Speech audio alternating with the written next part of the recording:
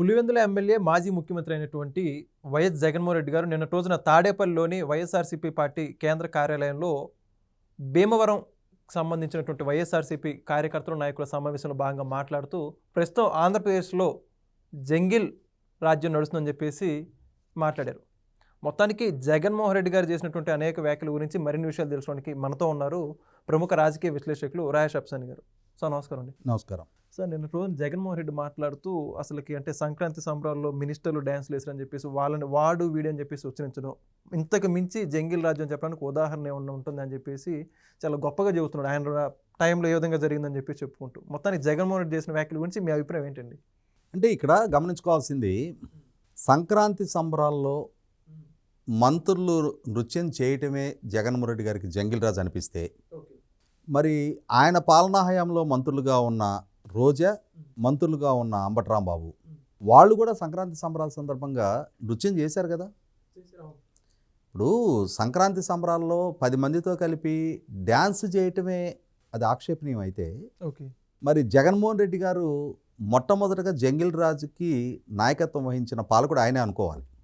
ఎందుకంటే రోజా గారు ఆమె చాలా సందర్భాల్లో నాట్యం చేసిన విజువల్స్ ఉన్నాయి ఆమె మంత్రి హోదాలో ఉండి. అలాగే అంబటరాంబాబు గారు ఆనాటి సంక్రాంతి సంబరాల్లో నృత్యం చేశారు, ఈ సంక్రాంతి సంబరాన్ని కూడా నృత్యం చేశారు. దాంట్లో తప్పట్టాల్సిందేం లేదు. ఇప్పుడు సంక్రాంతి సంబరాల సందర్భంగా సంతోషకరంగా అక్కడ 10 మందితో కలిపి ఆ సరదాలో పాల్గొనడాన్ని ఆక్షేపించాల్సిందేం లేదు. కాకుంటే జగన్మోహన్ రెడ్డి గారి వంటి వాడికి సహజంగానే ఎవరైనా సంతోషంగా ఉంటే నచ్చదు, ఎవరైనా బాగుపడుతున్నారంటే నచ్చదు, ఎవరి పాలనలోనైనా సరే రాష్ట్రం సుభిక్షంగా ఉంటుందంటే నచ్చదు, ఎవరైనా అభివృద్ధి చెందుతున్నారంటే నచ్చదు. ఆయనకి తాను, తన కుటుంబం కూడా మళ్ళీ తల్లి చెల్లి పాటని పరచదు కదా. ఆ కుటుంబంలో తాను, తన భార్య, తన 2 కూతుళ్ళు, వీళ్ళకి తోడు తన బంధువులు కొద్దిమంది ఉన్నారు. తన అడుగులకు మడుగులైతే కొద్దిమంది బంధువులు, మిగిలిన అందరి బంధువులు కూడా కాదు. వీళ్ళు బాగుంటే రాష్ట్రం బాగున్నట్టు, వాళ్ళు సంతోషంగా ఉంటే రాష్ట్రం అంతా సంతోషంగా ఉన్నట్టు, వాళ్ళు ఏదైనా పండగ చేసుకుంటే రాష్ట్రం అంతా పండగ చేసుకున్నట్టు. అంతేగాని ఇక ఒక బలహీన వర్గాలకు సంబంధించిన ఒక మంత్రి, అతను యంగ్స్టర్, మొట్టమొదటిగా ఇప్పుడు శాసనసభకి ఎన్నికైన శాసనసభ్యుడు, వాళ్ళ నియోజకవర్గంలో అక్కడ జరిగిన సంక్రాంతి సంబరాల్లో అక్కడ యువకులతో పాటు ఆయన కూడా నృత్యంలో పాల్గొన్నాడు. మరి ఆయనతో కంపేర్ చేసినప్పుడు అంబటరాంబాబు గారు కనీసం ఒక 20 సంవత్సరాల పైగా వయసులో పెద్దవాడు. రోజా గారు కూడా కనీసం అంటే ఒక 15-16 సంవత్సరాలు పెద్దదై ఉంటుంది. వీళ్ళు నృత్యం చేయటం ఆక్షేపణీయం కానీ జగన్మోహన్ రెడ్డికి వాసంశెట్టి సుభాషిత మాత్రం ఎందుకు ఆక్షేపణీయంగా మారిందో దాన్నే జంగిల్ రాజ్ అని చెప్పని ఎలా పోర్ట్రేట్ చేస్తున్నాడో మనకు అర్థం కాదు. అయితే ఇక్కడ గమనించుకోవాల్సింది ఏంటంటే, ఏ రాష్ట్రానికైనా సరే అది జంగిల్ రాజ్ నడుస్తుందా ఆ రాష్ట్రంలో, అక్కడ proper governance with proper law and order situation తోటి అక్కడ పాలన నడుస్తుందా అంటానికి కొన్ని కొలమానాలు ఉంటాయి. రీసెంట్గా కేంద్ర ప్రభుత్వం ద్వారా విడుదలైన కొన్ని గణాంకాలు ఉన్నాయి. భారతదేశంలోకి 2025-26 సంవత్సరంలో వచ్చిన పెట్టుబడి ప్రతిపాదనలో 25.3% ఆంధ్రప్రదేశ్ రాష్ట్రానికే వచ్చాయి అని చెప్పని అధికారిక సమాచారం. ఇది జగన్మోహన్ రెడ్డి గారు నేను చెప్తున్న సమాచారం కాదు. అలాగే కేంద్ర ప్రభుత్వం ప్రతిపాదించిన పీపీపీ ప్రతిపాదనల్లో 30% ప్రతిపాదనలు, ఓవరాల్గా 800 ప్రతిపాదనలు కేంద్ర ప్రభుత్వం దగ్గరికి వస్తే అందులో 270 ప్రతిపాదనలు ఆంధ్రప్రదేశ్ రాష్ట్రం నుంచే ఉన్నాయి. సుమారుగా 3 లక్షల కోట్ల ప్రతిపాదనలు ఉన్నాయి ఆంధ్రప్రదేశ్ రాష్ట్రం నుంచి అని చెప్పని కేంద్ర ప్రభుత్వం విడుదల చేసిన గణాంకాలు అవి. మరి ఇన్ని పారిశ్రామిక పెట్టుబడి ప్రతిపాదనలు, ఇన్ని పీపీపీ ప్రతిపాదనలకి పెట్టుబడిదారులు ముందుకు వస్తున్నారు అని అంటే అక్కడ సుస్థిర పాలన జరుగుతున్నట్టు, సమర్థవంతమైన పాలన జరుగుతున్నట్టు, శాంతి భద్రతలు ప్రాపర్గా కాపాడబడుతున్నట్టు, ప్రభుత్వ పరంగా మెరుగైన పాలసీస్ అమలు చేస్తున్నట్టు, ప్రభుత్వ యంత్రాంగము పాలకులు టైం టు టైము ఈ పెట్టుబడిదారుల పట్ల స్పందిస్తున్నట్టు, మరి ఇన్ని శుభసూచకాలు అక్కడ కనిపిస్తూ ఉన్నప్పుడు రాష్ట్ర వ్యాప్తంగా, దేశవ్యాప్తంగా, ప్రపంచవ్యాప్తంగా ఉన్న పెట్టుబడిదారులకి వాళ్ళ ఆంధ్రప్రదేశ్ అనేది ఒక అల్టిమేట్ డెస్టినీగా మారి కనిపిస్తూ ఉన్నప్పుడు ఈ 18 నెలల కాలంలో దేశంలో మరే ఇతర అభివృద్ధి చెందిన రాష్ట్రానికి కూడా దక్కనన్ని పెట్టుబడి ప్రతిపాదనలు ఒక విభజిత రాష్ట్రానికి, రాజధాని కూడా ఒక రూపం సంతరించుకున్న రాష్ట్రానికి, లోటు బడ్జెట్తో ఉన్న రాష్ట్రానికి, ఈ రాష్ట్రానికి ఇన్ని లక్షల కోట్ల రూపాయల పెట్టుబడి ప్రతిపాదనలు మంజూరు అయ్యాయి, గ్రౌండింగ్ అవుతూ ఉన్నాయి, లక్షలాది మందికి ఉపాధి కల్పనకు మార్గం సుగమం అవుతుంది అనేది కళ్ళ ముందు స్పష్టంగా కనిపిస్తూ ఉన్నప్పుడు మరి దాన్ని జంగిల్ రాజ్ అని జగన్మోహన్ రెడ్డి కనిపించాల్సిందే. ఎందుకంటే నేను ఇందాక చెప్పినట్టుగా జగన్మోహన్ రెడ్డికి ఒక మ్యానుఫ్యాక్చరింగ్ డిఫెక్ట్ ఉంది. నేను ఇందాక చెప్పినట్టుగా నలుగురు నవ్వుతూ ఉంటే ఈయన కడుపులో కడుపు మంట బిగినవుద్ది. ఆ నలుగురు ఎందుకు నవ్వుకుంటున్నారో ఇతనికి అనవసరం, వాళ్ళు సంతోషంగా ఉండటానికి వీల్లేదంతే.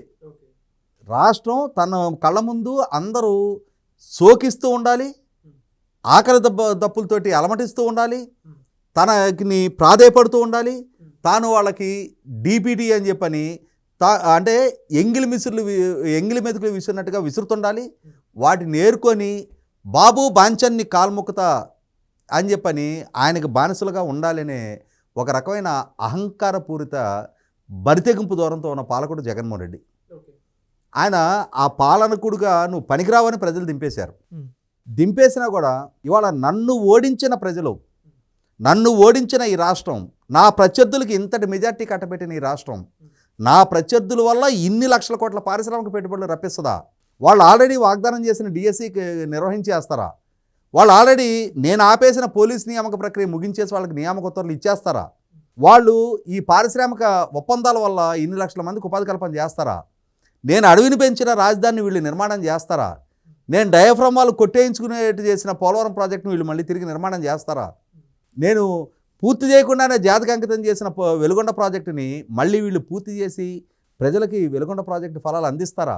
వీళ్ళు నిజంగానే 20 లక్షల ఉద్యోగ కల్పన కనుక చేస్తే రేపు నా మొహం చూసేది ఎవడు, నన్ను ఆలకించేది ఎవడు, నా మొర ఎవరికి చెప్పుకోవాలనే ఒక రకమైన ఇన్సెక్యూరిటీలో ఆయన ఉన్నాడు. ఆ ఇన్సెక్యూరిటీలో ఉండి ఈ ప్రభుత్వ విజయాలని, ఈ ప్రభుత్వ పాలనని, ఈ రాష్ట్రం బ్రాండింగ్ పెరుగుతున్న దాన్ని నిన్న ఒక వార్త రిపోర్ట్ అయింది.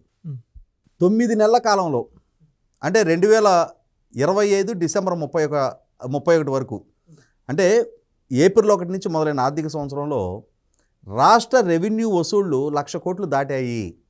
Never in the history of state, ఎప్పుడూ రాష్ట్ర చరిత్రలో అంతటి రెవెన్యూ వసూళ్లు గతంలో వసూలు కాలేదు. కానీ ఈ ప్రభుత్వ హయాంలోనే అది సాధ్యమైంది అని చెప్పని గణాంకాలు తెలుపుతూ ఉన్నాయి. కాగ్ రిపోర్టు తెలియజేస్తూ ఉంది. అయినా సరే జగన్మోహన్ రెడ్డికి మాత్రం ఇది జంగిల్ రాజ్. ఎందుకు జంగిల్ రాజ్ అంటే ఈ ప్రజలు నన్ను ఓడించారు, ఈ ప్రజలు నాకు ప్రతిపక్ష హోదా కూడా ఇవ్వాల, ఈ ప్రజల ముందు నేను సాగిలపడి నాకు ఇంకొక ఛాన్స్ ఇస్తారేమోనని చెప్పని నేను ప్రయత్నం చేసినా కూడా నీకు ఇచ్చిన ఒక్క ఛాన్సే ఎక్కువ, ఇక నువ్వు సర్దుకో అని చెప్పని నాకు ప్రతిపక్ష హోదా కూడా ఇవ్వకుండా ఇవాళ నా ప్రత్యర్థులకి ఇంతటి విజయం కట్టబెట్టారు. కాబట్టి వాళ్ళు ఏ మంచి చేసినా దాన్ని నేను స్వీకరించడం, మళ్ళీ తిరిగి నాకు అధికారం కట్టబెడితే తప్ప అప్పటి వరకు నా కళ్ళ ముందు జరిగే ఏ అభివృద్ధిని నేను రికగ్నైజ్ చేయను. నా కళ్ళ ముందు ప్రజల సుఖ సంతోషాలతో వాళ్ళ ఆర్థిక స్థితిగతులు మెరుగుపడతా, ఇవాళ పర్ క్యాపిటల్ ఇన్కమ్ మెరుగుతా, వాళ్ళ కొనుగోలు శక్తి మెరుగుతా, వాళ్ళకు ఉపాధి అవకాశాలు దక్కుతా, మార్కెట్ పొటెన్షియాలిటీ పెరుగుతా, ప్రభుత్వానికి ఆదాయ వనరులు పెరుగుతున్నా సరే నేను దాన్ని పరిగణలోకి తీసుకోను. నా దృష్టిలో ఇది జంగిల్ రాజ్. మరి ఆ విధంగా ఫీల్ అయ్యేవాడిని ఏమంటారు? ఊరందరిది ఒక దారి అయితే ఉలిపికట్టది ఒక దారి అంటారు. అలాగే జగన్మోహన్ రెడ్డికి కూడా సుభిక్షంగా ఉండే రాష్ట్రాన్ని చూసినా, సుభిక్షంగా ఉంటున్న ప్రజలను చూసినా అతనికి అది జంగిల్ రాజు లాగానే కనిపిస్తుంది. అదే అతని మ్యానుఫ్యాక్చరింగ్ డిఫెక్ట్, రాష్ట్ర డిఫెక్ట్ కాదు. Thank you sir. Please subscribe to Leo news for more videos.